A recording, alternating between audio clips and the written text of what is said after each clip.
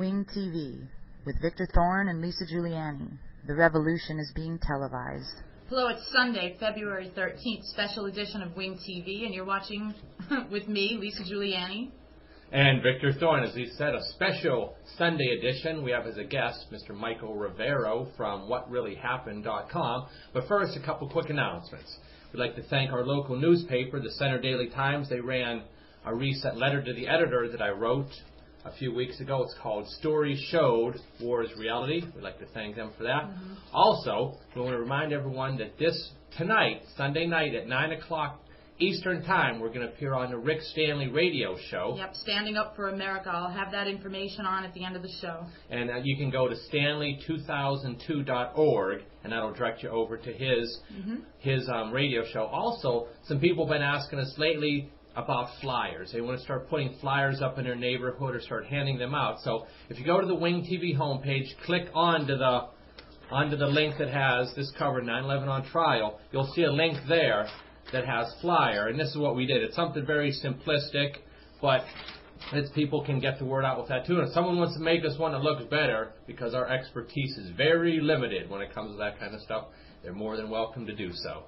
So, moving right along, we'd like to introduce Mr. Michael Rivero. As I said, he's the host of WhatReallyHappened.com and also the author of several books. So, Michael, welcome to Wing TV. Hi, Michael. Hi, thanks for having me on. It's a pleasure to be here. It's great to have you. Real quickly, why don't you tell everyone how they can find your website and also tell them about any books that are out or that you have coming out in the near future.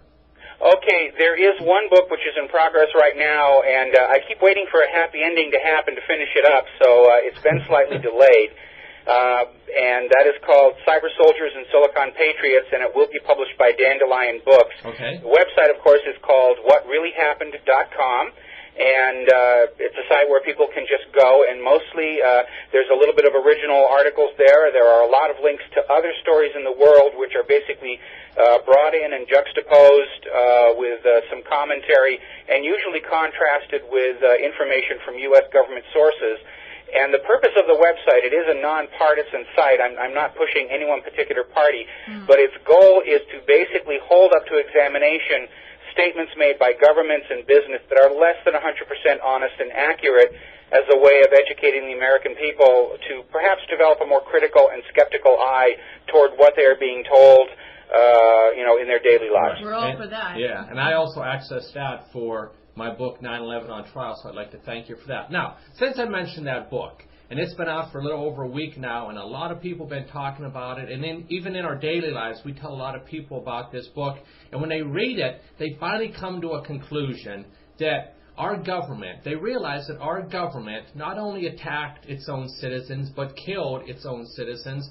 And they also realize that our government has done this in the past. So, Michael, what are we dealing with in terms of our governmental leadership over the past century?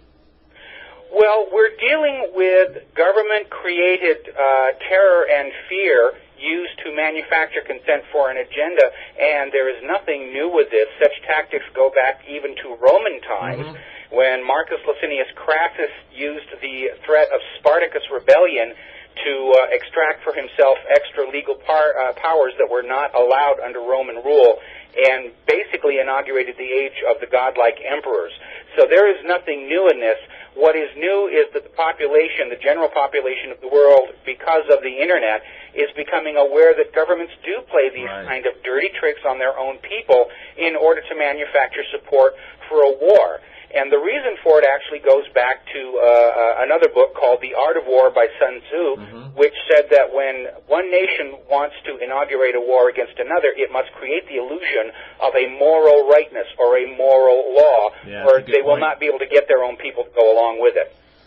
Michael, my next question has two parts. First of all, considering that no WMDs were found in Iraq, and we were supposed to believe they had them, how much credibility does Bush have when he's talking about attacking Iran based on their nuclear capabilities? And also, the second part is Iran intent on launching an oil trading market that could potentially threaten Western domination of the oil market? And is this why we're attacking them, maybe? The first part of the question is, obviously we are all now looking back on the realization that there were never weapons of mass destruction in Iraq. And more to the point, everybody who had been saying that there were no such weapons, including Scott Ritter, were absolutely accurate, yet Bush persisted on this war on the basis of that claim. So we now know that the war in Iraq was illegal under not only international law, but under United States law, because the congressional authorization for force that Bush had for Iraq specifically stated that he had to have proof that Iraq was violating a UN resolution regarding weapons of mass destruction and was somehow connected to 9/11. Bush claimed to have such proof. Obviously, he didn't. Right. So Bush lied to the Congress to get the war going. That right there constitutes a high crime and a misdemeanor. What about Iran's intention to establish an oil trade market? Doesn't that threaten the U.S. and the U.K. as far as the world domination of this oil market? And well, what is really the threat to the United States is the fact that this new proposed oil market in Iran is going to base their transactions on the euro, which the United States has been politically, reinforcing the idea that the dollar is the international oil currency, and because of that need for dollars to buy oil is why other nations have been willing to float along our trade deficit for so long. One of the things Iraq was getting ready to do just before the U.S. invaded was change from the dollar to the euro as their oil currency of choice. This new oil market in Iran, if they get started and they go with the euro, support for the dollar internationally is going to collapse. Exactly. Now, when we look at 9/11, there's many, many subjects discussed on the Internet, but there seems to be one in many circles that's still verboten or forbidden, and that's the nation of Israel. Now, we know that there is a video of the dancing Israelis on top of the office building right when the towers were struck, and we also know through Fox's Carl Cameron about this Israeli spy ring, and many other sources, of course, too. What do people need to know about Israel's role in 9/11? Well, the issue is that Israel has a long history of what are called false flag operations, which are Israel will go in and attack a target, then leave evidence to frame somebody else. One of the earliest was, of course, the bombing of the King David Hotel, which was carried out by Israeli agents in Arab clothing. Then there was the Lavon affair, where Israeli agents were blowing up U.S. and British assets in Egypt and leaving evidence to frame Arabs. That one was exposed only because one of the bombs detonated prematurely and the Israeli spies were actually caught. There are a lot of people who view the attack on the USS Liberty by Israel as having been intended to sink the ship and leave evidence framing Egypt for the attack, which would have dragged America into the war against Egypt. And because of this past history, we have to look at the Mossad agents who were arrested on 9/11 acting like they had this tremendous victory, cheering and dancing as the towers collapsed. And then the subsequent revelation that there was this huge Israeli spy ring inside the United States at the time, and look at the possibility that we've got another false flag operation here, which has tricked the U.S. into declaring war on Israel's target nations. A few days ago, Michael Chossudovsky came out with an article about the tsunami of December 26th, and in it he says that U.S. seismic and satellite systems were fully operational. So my question to you is, why didn't this information get out to the people? It could have saved tens of thousands of lives. And do you foresee any development of this real estate now that they've gotten the people out of there? Well, I do know that, there were indications of the quake and tsunami, and what we're hearing officially is that the mechanisms weren't set up to make a phone call. I'm having a real problem with that. The information and warnings could have gotten out. Somebody just decided that we weren't going to pick up the phone. As far as developing the real estate, obviously with the current owners no longer there are going to be opportunists who will exploit the situation and go in and attempt to pick up the pieces and start developing that area. So it's a very sad tragedy for the people who were living there. And on top of what they've already suffered, now they're going to see basically major changes to their local economies and their lifestyles. Now, Michael, we may disagree on this next question, so I'm going to ask you, it's a three-parter. The first two are just a real quick yes or no. It's about the Pentagon. My first question is, do you think Flight 77 hit the Pentagon? Yes. Okay. Second question, do you think the government wants the American public to think that Flight 77 hit the Pentagon? Yes. Okay, here's the important part, and we could debate this for days, really. So I don't want to get into a debate about whether it did or it didn't. I just want to ask you a question that no one has yet been able to ask or answer for me, is that if the government wants us to think that Flight 77 hit the Pentagon, they first said that the plane was vaporized. Then, secondly, they changed their story and said all of the debris is in a hangar. They also confiscated videotapes from the Citgo gas station, from the Sheraton, and there were numerous cameras around the Pentagon that videotaped it. So why doesn't the government just open up the doors to this hangar, show us the wreckage, and why don't they just come out with these videos of Flight 77 supposedly hitting the Pentagon, and they could put the whole matter to rest? Well, I think the government very much does not want this matter to go to rest, because I think this suggestion that there wasn't really a plane hitting the Pentagon is being intentionally fanned as a means of attempting to discredit people who are questioning legitimately whether we're being told the truth on the official story. And again, this is a very old tactic. It's called poisoning the well. They even did it, the government did it back during Jim Garrison's trial of Clay Shaw and the JFK assassination, where they planted a witness in his case who waited until he was in front of the jury to say that he fingerprinted his daughter every night to make sure nobody could plant a substitution on him. And, of course, that one witness made Garrison's whole trial look ridiculous, and that's why Clay Shaw was acquitted. Yeah, well, Now, in the current situation, this idea that there wasn't really a plane at the Pentagon, we saw it just recently in the Popular Mechanics article. It is always the first thing that anybody who wants to ridicule the questioners of the official story will go to, is those silly people don't even think the plane was really at the Pentagon. But for those who are really looking into the arguments about that, I have just one simple question.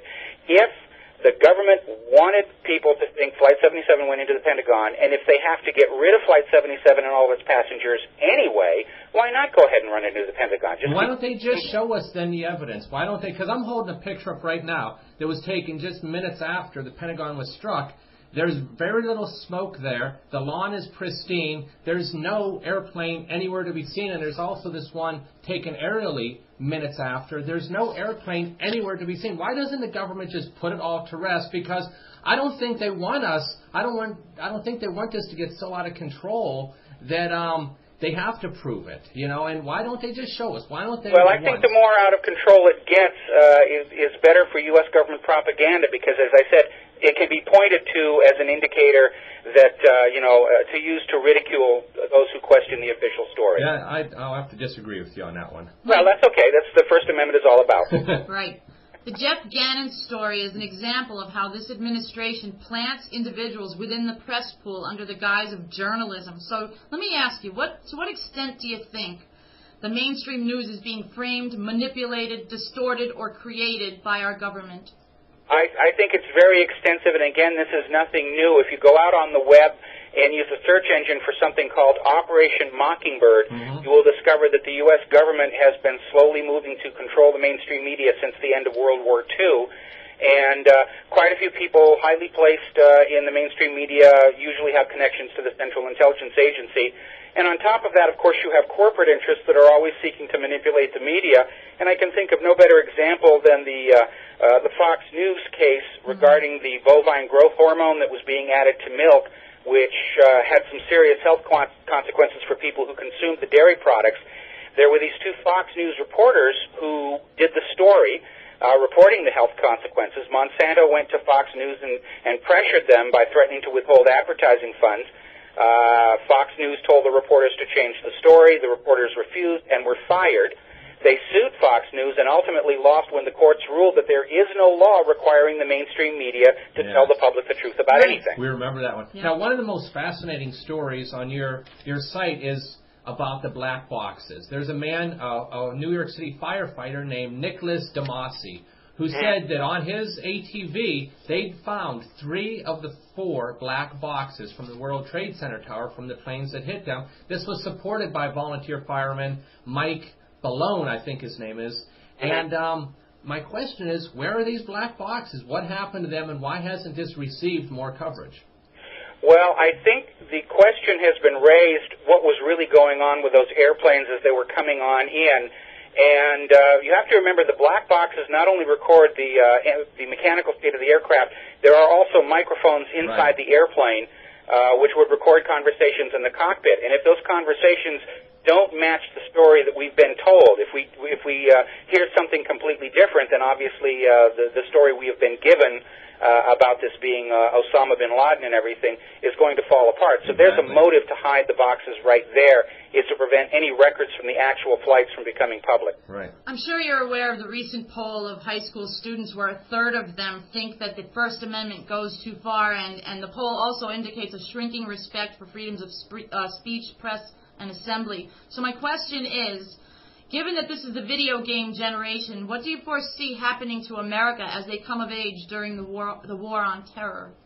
Well, I'm going to have to back up and tell you that I have grave doubts about that poll because we have seen so many skewed and biased polls, and I think a lot of the polling that we're seeing right now is not designed to manufacture public reaction to policy, but intended to, not to measure public reaction to public policy, but to actually manufacture it. And if the mainstream media puts up a poll saying 2/3 of Americans support restricting freedom of speech, then a lot of Americans are going to nod their heads and say, well, I guess if everybody else thinks so, then I should go along too. That's a good point. Yeah, we couldn't agree more because we don't believe any of these polls. We don't even know if they take these polls. It's just a conditioning tool. Now, in your upcoming book, you talk about how the Internet is breaking the monopoly of information flow. Yet, if we still look at official sources, if they say something isn't so, at least officially it isn't, at least according to them. A perfect example is the assassination of John Kennedy, where if you turn on the news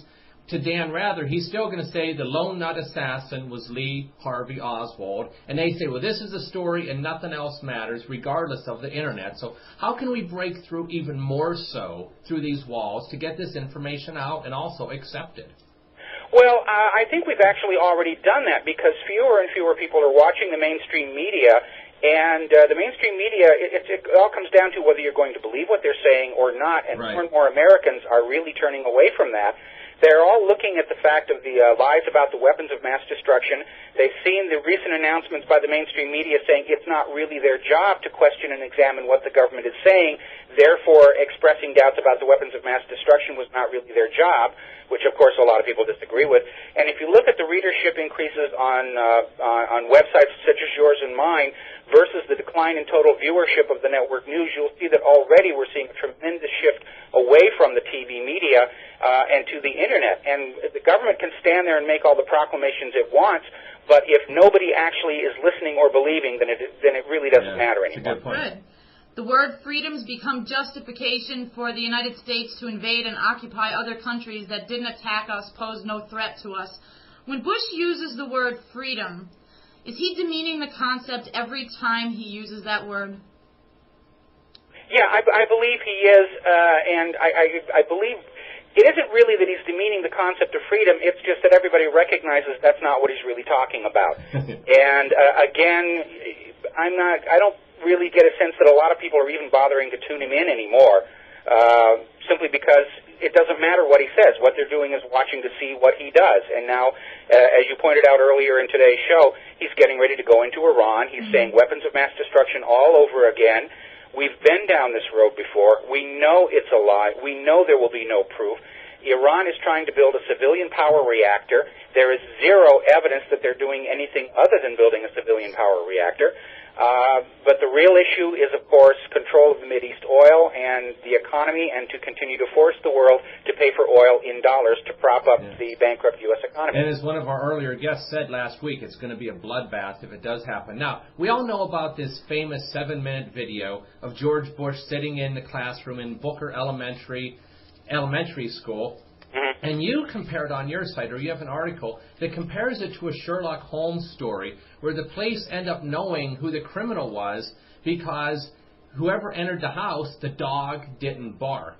Yes. On the morning of September 11th, the dog didn't bark, did it? No, it didn't. A lot of people commented on the fact that George Bush was just sitting there after being told by Andy Card about the second plane impact at the World Trade Towers. And even Bush himself stated in several speeches after that it was at that moment when Andy Card told him that he realized the country was under attack. But he continued to sit there. We've seen the footage replayed over and over in Fahrenheit 9/11.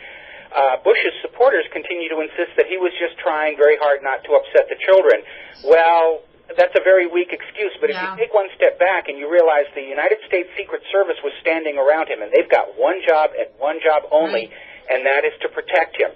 So with an unknown number of airplanes flying over the United States and crashing into buildings, an airport only 4 miles away from Booker Elementary School, and Bush's presence at the school, reported in the mainstream media 3 days before, how did the Secret Service know it was okay to just let him sit there? Exactly. He's got an armored limousine outside. At the very least, they should move Bush away from the school, because if there was a plane coming in to get him, then he is making targets of all those children around him just by sitting there. But somehow the Secret Service knew that Bush was not in any danger, that he was not a target, and the only way they could know that is they already knew what the targets were going to be. Right. The Kennedy family has been the target of political assassination more than once, both times surrounded by controversy and cover-up. Are we being lied to about the JFK Jr.? I believe we're being lied to about JFK Jr., and we're also being lied to about the Ted Kennedy incident at the Chappaquiddick Ridge. I have family on Martha's Vineyard, and so there's some direct information there that he was being chased and was run off the road at the time. That may have been a third assassination attempt right there. Very good. Now, before I ask my last question, Michael, give everyone your website address one last time. Okay, the website is whatreallyhappened.com. And it's a great site. And as I said, I referenced that quite a number of times for this book, 9/11 on Trial.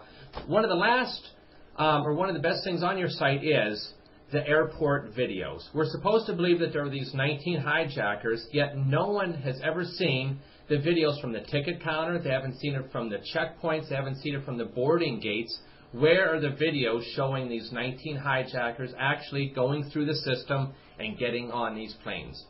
There appear to be no such videos, and as a matter of fact, Robert Mueller, the head of the FBI, has stated repeatedly in speeches there is actually no evidence at all that the named hijacked suspects were actually on those airplanes at the time. Yeah, we were talking about that this week with Webster Tarpley and David Ray Griffin. Exactly. Well, Michael, thank you so much for coming on Wing TV on this Sunday afternoon. We appreciate it very much. You did great. Well, thank you for having me. We love your website, and we go to it all the time, so keep up the great work, and keep in touch with us when your book comes out. Send us a copy, okay? We'll hold it up in front of the camera. I certainly will. Thank you. Thank you very much, Have Michael. a good one. And since this is a Sunday edition of Wing TV, we won't be back again until Tuesday. So in the interim, have a happy Valentine's Day. Yep, and tune in tomorrow night. I believe it's 9 p.m. Eastern Standard, 7 Mountain. No, that's tonight.